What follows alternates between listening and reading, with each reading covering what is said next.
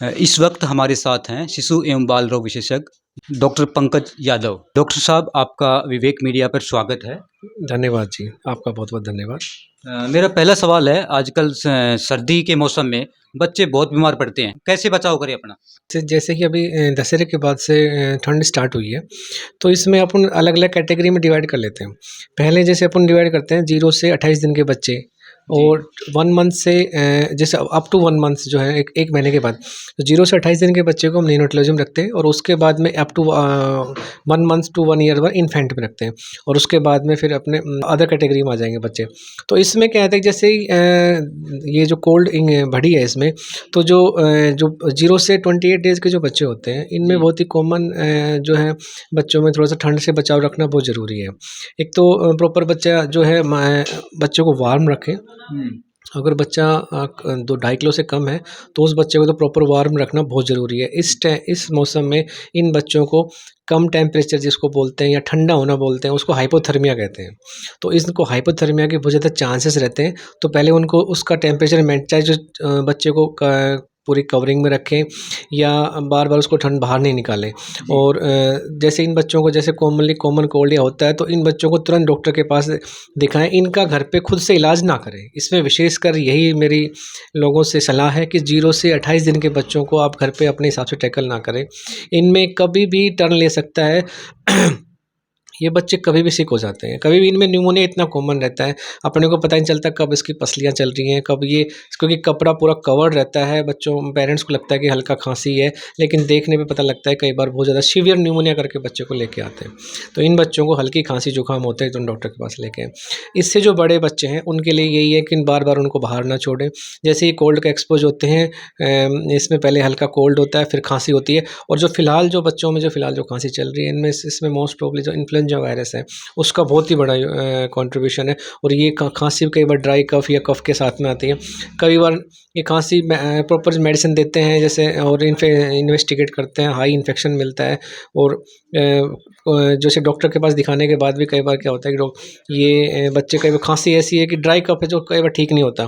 तो इन इन जो है इनमें अपने जो दवाइयाँ हैं जो डॉक्टर बताते हैं उनको प्रॉपर लेते रहें। और बच्चे को ठंडी चीज़ों से दूर रखें और इसमें बच्चे को थोड़ा-सा वार्म रखें और बार-बार कोल्ड का एक्सपोज़र ना हो, इस चीज़ में बचाव रखें।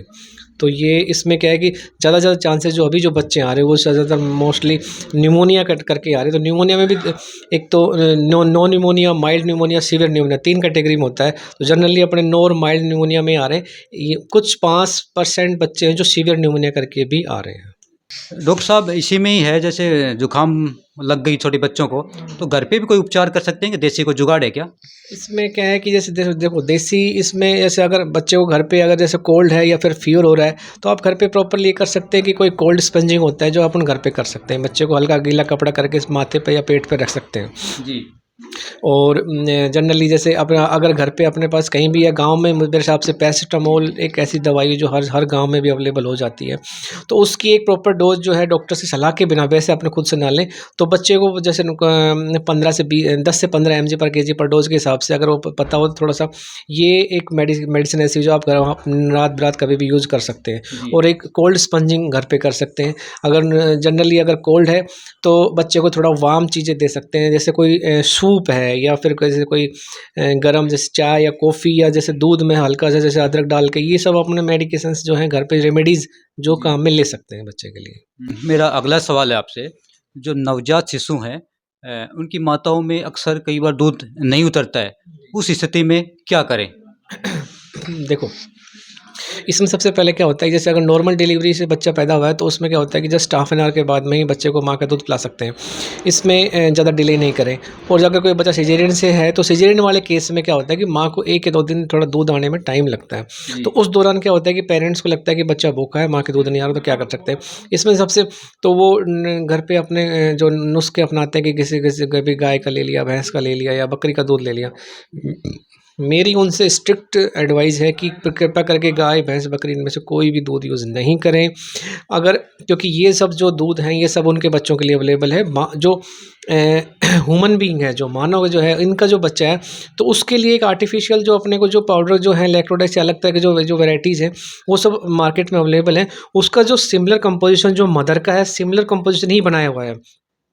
तो आप अपना अच्छे से गर्म पानी किया हुआ और उसमें से एक पाउडर चम्मच है वो आप वो यूज़ कर सकते हैं, बजाय कि जैसे कोई गाय का भैंस का, तो उसमें क्या होगा बच्चे को इन्फेक्शन होने के चांसेस हैं। कभी अगर काऊ मिल्क से, काऊ मिल्क प्रोटीन होती है वो भी एलर्जी करती है, पेट फूल गया बच्चे के, दस्त लग गई, वॉमिटिंग हो गई, ज़्यादा चांसेस हो गए, तो एब्डोमिनल डिस्टेंशन जैसे पेट फूलना बोलते हैं बार बार, उल्टी के चांसेस बढ़ जाते हैं। तो इस चीज़ों से बचाव के लिए आप ये वो जो फार्मूला फीडिंग है ये ही यूज़ करें और उसके बाद में माँ के भी लगा के रखें। हर 2-2 घंटे में मदर का फीड ट्राई करें। अगर कई बार ऐसा होता है, कई बार 2 दिन, 5 दिन, महीना लगभग 20-25 दिन के बाद भी माँ के दूध वास्तव में नहीं आता है, तो उस केस में आप अपना फार्मूला फीड है वो प्रॉपर बच्चे को प्रॉपर बढ़ा कर रखें। उस बीच में कई बार करते हैं कि मदर का 1-2 महीने पाउडर यूज़ करेंगे, फिर उसके बाद सोचेंगे अब तो गाय का ले लेते हैं, तो ऐसा नहीं करें। अगर कोई एक फार्मूला आपने चूज़ किया है तो प्रॉपर वही बना के रखें। अगर आप मिक्सिंग करेंगे तो बच्चे को वापस से लूज मोशंस, एब्डोमेन डिस्टेंशन और सबसे मेन जो इशू है वो है बच्चे का वेट गेन नहीं हो पाता। और हमारा मेन टारगेट तो वेट गेन से ही है। बच्चे को 1 महीने के बाद लेके आ रहे हैं, बच्चा 2.5 किलो का पैदा हुआ था, 2.5 किलो का बच्चा 1 महीने के बाद है, ये बहुत बड़ा ब्लंडर है। घर पे आपने क्या केयर किया, क्योंकि बच्चा है डिहाइड्रेशन में है, स्किन लूज है, बच्चे को फीडिंग कराई थी, काऊ मिल्क दे दिया, कभी मन किया हमने बकरी का दे दिया, तो इस हिस्से में बच्चे की कंडीशन ज़्यादा ख़राब हो सकती है।